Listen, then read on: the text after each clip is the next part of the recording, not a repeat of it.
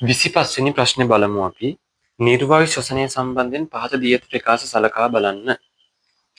සත්ව සෛල තුළ සිදුවන නිර්වායු ශ්වසනයේදී ලැක්ටික් ආම්ලය නිපද වේ. ඔව්.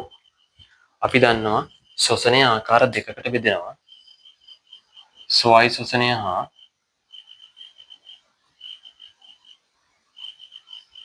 නිර්වායු ශ්වසනය විදිහට.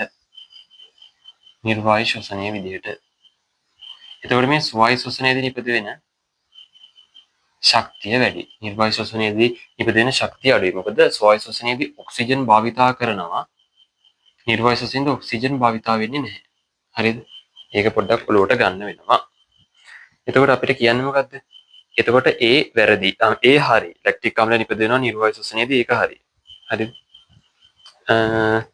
B ස්වායු ශ්වසනයට වඩා නිර්වායු ශ්වසනයේදී නිපද වෙන ශක්ති ප්‍රමාණය වැඩිය. වැරදි. ශක්ති ප්‍රමාණය අඩුයි.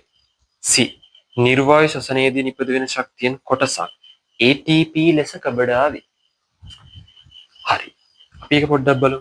නිර්වායු ශ්වසනයේ නිපද වෙන ශක්තියෙන් කොටසක් ATP විදිහට කබඩා වෙනවා. ඔව් හරි. මොකද ස්වායු ශ්වසනය හා නිර්වායු ශ්වසනයේදී කියන ආකාර දෙකේදීම ATP නිපද වෙනවනේ ශක්තිය. ඒවා කොටසක් කියන්නේ නිපද වෙන ශක්තියෙන් කොටසක් ATP විදිහට කබඩා වෙනවා. ඒක හරි. එතකොට A හරි B වැරදි C හරි. A හා C නිවැරදි පිළිතුර විදිහට අපිට බාර ගන්න වෙනවා. පිළිතුර 2.